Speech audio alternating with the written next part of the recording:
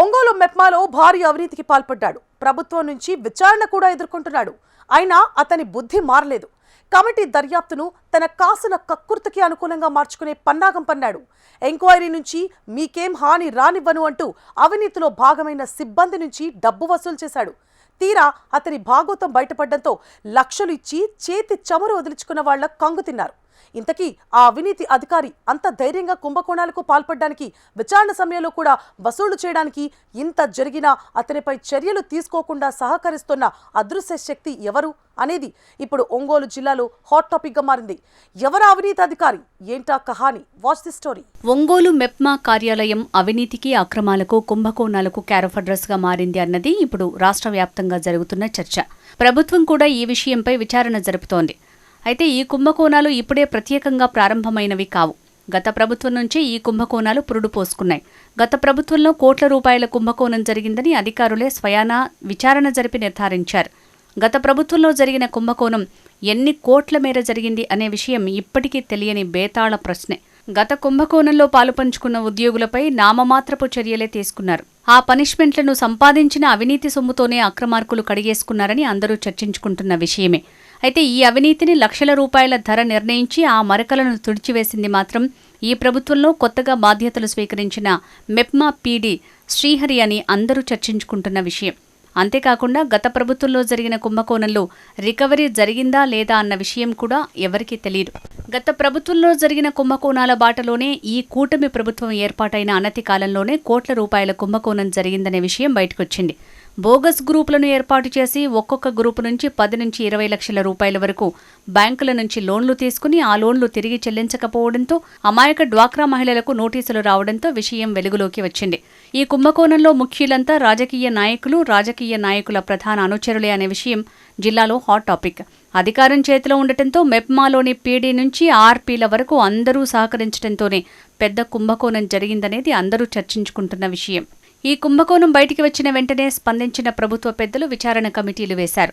గత ప్రభుత్వంలో జరిగిన కుంభకోణాన్ని బయటికి తీయటానికి స్టేట్ కార్యాలయం నుంచి ఓ కమిటీ విచారణ జరిపింది. కూటమి ప్రభుత్వం అధికారంలోకి వచ్చిన నాటి నుంచి ఎంత మేర కుంభకోణం జరిగింది అనే విషయాలు తెలుసుకోవటానికి జిల్లా కలెక్టర్ ఓ కమిటీని నియమించారు.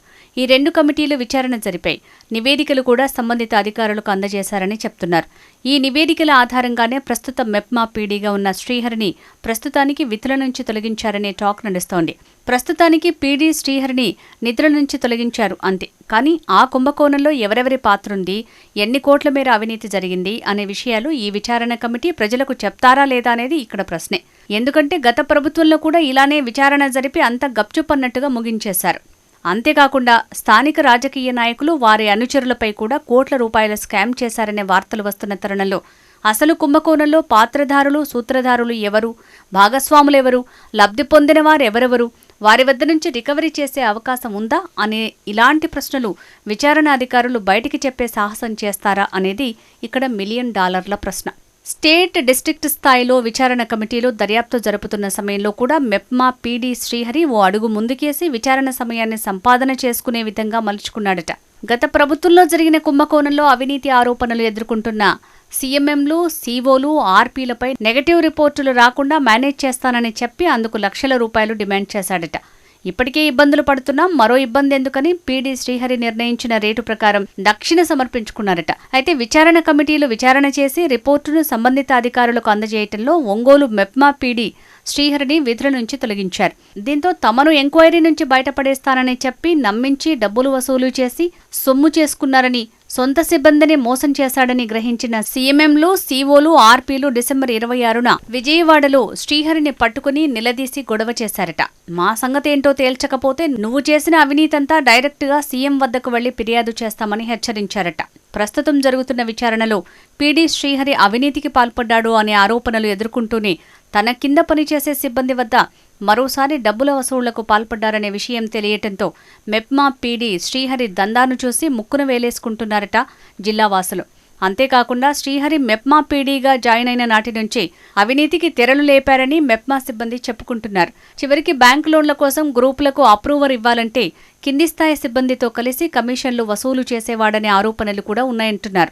ఒంగోలు మెప్మా పీడీగా నెల్లూరు జిల్లా నుంచి వచ్చిన శ్రీహరి ఇంత పెద్ద ఎత్తున అవినీతికి పాల్పడటానికి, అవినీతి ఆరోపణలు ఎదుర్కొంటూ కూడా గతంలో అవినీతి ఆరోపణలు ఎదుర్కొన్న సీఎంఎంలు, సీఓలు, ఆర్పీల నుంచి డబ్బులు వసూలు చేసి దర్జాగా ఉండటంపై అనేక అనుమానాలు వ్యక్తమవుతున్నాయి. ఆయన వెనుక ఉన్నది ఎవరు అనేది ఇక్కడ అసలు చర్చించాల్సిన ప్రశ్న. పీడీ శ్రీహరికి ఇంత ధైర్యం ఇస్తున్నది స్థానిక నేతలా, లేక తనకు పీడీగా పోస్టింగ్ రావడానికి కారణమైన మంత్రి పిఏ కారణమా అన్న సందేహాలు కూడా వ్యక్తమవుతున్నాయి. కేబినెట్ స్థాయిలో పీడీ శ్రీహరికి పలుకుబడి ఉందా అనేది కూడా చర్చించుకుంటున్నారు జిల్లావాసులు.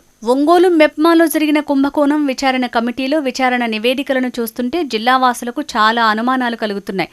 ఈ సమయంలోనే రాజకీయ పార్టీలు ఎంటరై ఒకరిపై మరొకరు ఆరోపణలు చేసుకోవడంతో ఈ కుంభకోణం రాజకీయ రంగు పులుముకుంది.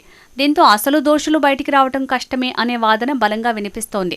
గత ప్రభుత్వంలో రాజకీయ నాయకులు అవినీతికి పాల్పడితే కూటమి ప్రభుత్వంలో కూడా రాజకీయ నాయకులే ఈ కుంభకోణంలో సూత్రధారులు అనే వార్తలు బయటికి వస్తుండటంతో ఈ స్కామ్ విషయాలు గత ప్రభుత్వంలో మాదిరిగానే విచారణ నివేదికలు బయటికి రావు అనే నిర్ణయానికి జిల్లావాసులు వచ్చేశారు. నిజంగా విచారణ కమిటీలు చిత్తశుద్ధితో విచారణ జరపాలంటే ఒంగోలులో సుమారు 4,500 గ్రూపులుంటాయి. ఒక్కొక్క గ్రూపుకు 10 మంది సభ్యులుంటారు. అంటే సుమారు 45,000 మంది డ్వాక్రా మహిళలున్నారు.